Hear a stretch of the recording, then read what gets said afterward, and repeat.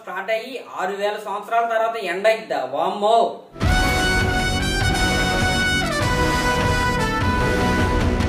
Young rebel star Prabhas గారి career లోనే కల్కి సినిమా మోస్ట్ యాంటిసిపేటెడ్ సినిమా.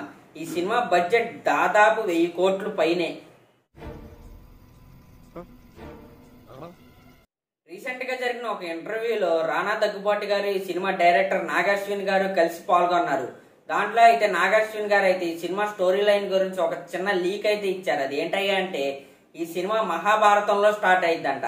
మహాభారతంలో స్టార్ట్ అయ్యి 6000 సంవత్సరాల తర్వాత అంటే కల్కి ఏడి 2898 అనే సంవత్సరం వరకు జరుగుతూ ఉంటదంట ఈ స్టోరీ.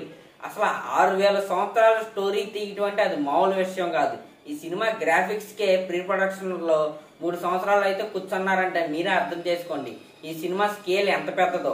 అసలు ఈ సినిమా ఎగ్జిక్యూషన్ చెయ్యాలనే ఆలోచనే చాలా భయంకరమైన ఆలోచన.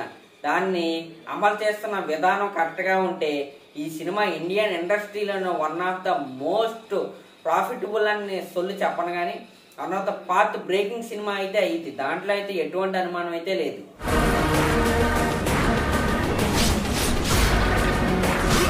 సినిమా క్యాస్టింగ్ కూడా మామూలుగా లేదు. కమల్ హాసన్ గారు, అమితాబ్ బచ్చన్ గారు, దీపికా పదుకొనే గారు, ప్రభాస్ గారు వీళ్ళందరూ స్క్రీన్ మీద ఒకే ఫ్రేమ్ లో కనపడితే దానంత అద్భుతమైన ఫ్రేమ్ అయితే ఏ సినిమాలో ఉండదు. ఆ రేంజ్ లో తీస్తున్నారు ఈ సినిమా అయితే. ఈ సినిమా బడ్జెట్ తెలిసిందేగా దాదాపు 1000 కోట్ల పైనే.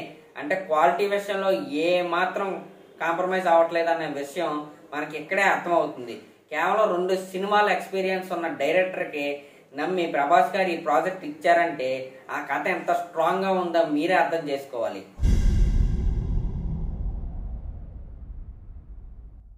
అసలు ఈ సినిమాలో ఇంకా జూనియర్ ఎన్టీఆర్ గారు కూడా ఒక పాత్ర అయితే చేయొచ్చంట. విజయ్ దేవరకొండ కూడా ఒక పాత్ర అయితే చేయొచ్చంట. అసలు ఏం ప్లాన్ చేశారో డైరెక్టర్ గారు మనం చూడాలంటే మే 9 వరకు అయితే వెయిట్ చేయాల్సిందే.